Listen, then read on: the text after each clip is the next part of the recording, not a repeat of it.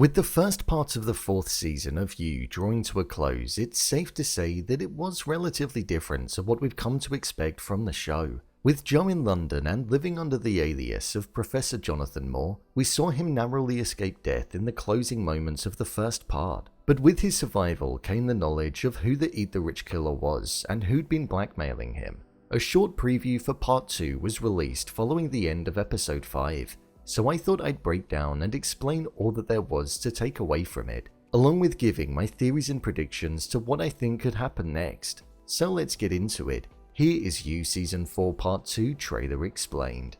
Just to let you know, this video will contain spoilers. The trailer opened up with the line, "I know who you are now, Rhys," as we had Joe waking up on a sofa, him looking as though he had his cap on and was back in his stalker mode.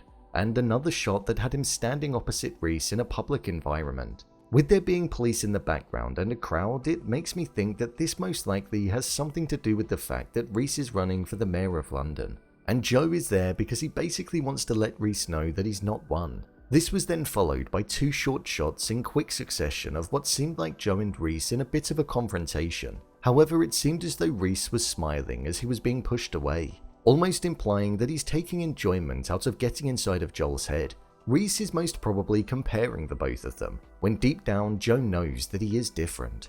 The next line that was spoken was by Joe saying, "You've taken so much from me." This was intertwined with a shot of Joe moving the hair behind Kate's ears. This leads me to think that Rhys could potentially end up killing Kate in the new part of Season 4, which would support the shot that we saw and also the line that was being spoken. Joe was growing closer and closer to Kate as the season went on, and we saw him genuinely express care and affection for her, as he viewed her as a good, genuine person. And seeing as though Rhys wanted to kill all of the people that were part of the elite group, Kate is the richest of them all, so Rhys may do that to get another off his list, but also to hurt Joe as well. Another theory around this line could be that Rhys went to the authorities around Joe's true identity, which meant that he lost his job and had to run away, implying that he lost everything that he'd spent time building up since he moved to London, so I think it could be either of them. This was then followed by a shot of Joe and Rhys sitting down in what looked like an apartment or a house, maybe Rhys's, where they were at a table with drinks, but Joe seemed to smash a record on the floor, as I imagine Rhys will be getting more and more inside of Joe's head. This is where I think the hallucinations that Joe might be experiencing could come from, because Joe views Rhys as a monster, but not himself, so he may start questioning his own actions and beliefs. The next line that we had in the trailer was by Joe stating, "You think you're just getting started," as we had a shot focusing on Nadia, then one of Adam, and then one of Lady Phoebe looking as though she was on the run from somebody, or had at least been in some kind of confrontation, due to her hair looking a tad messy and her lipstick being smudged by her lips. I imagine this could still be Rhys trying to take out the others, especially with them knowing that he is the person who was killing all of their friends. This was then followed by Joe saying, "But you're wrong," as he went into Rhys's house. It looked as though Joe forced his way into the house as well, as he put his foot in the door as Rhys tried to close it, and then he slammed it open.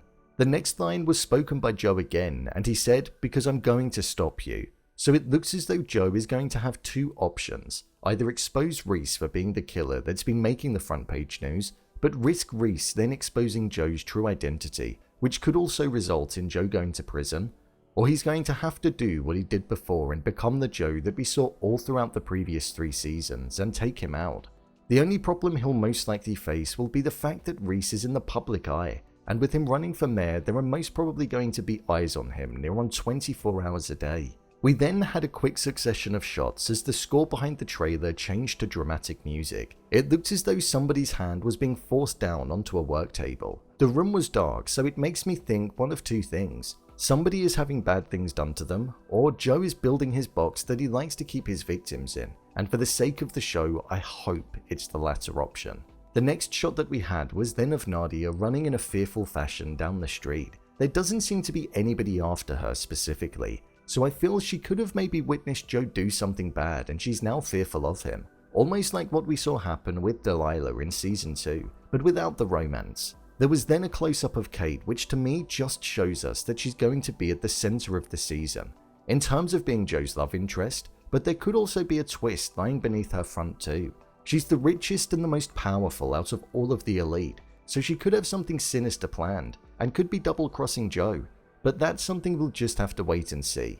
We then had a shot of somebody getting a knife ready by their side as if to say they were sneaking up on someone. Judging by the outfit and the stature, it looks like it could well be Joe. And then we had most probably the best moment in the entirety of the trailer.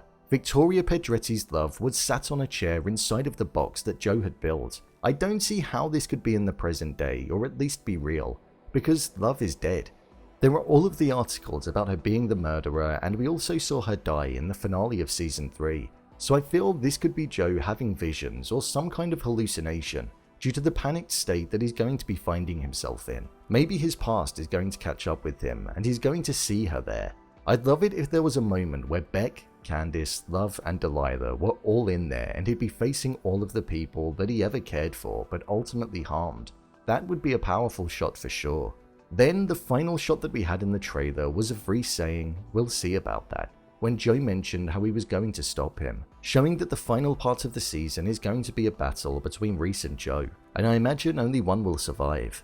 Then the trailer finished. This did leave a couple of different things still left unanswered. What happened to Marianne, and is she still alive? Well, I do still think that she's alive, but she's just out there and living her life in Paris. I'm not sure whether or not we'll see her again in the second part. I feel like we could because there was such a main focus on her in the first episode of the season, but I just don't know how they'd bring her back, because she'd be too scared to be around Joe.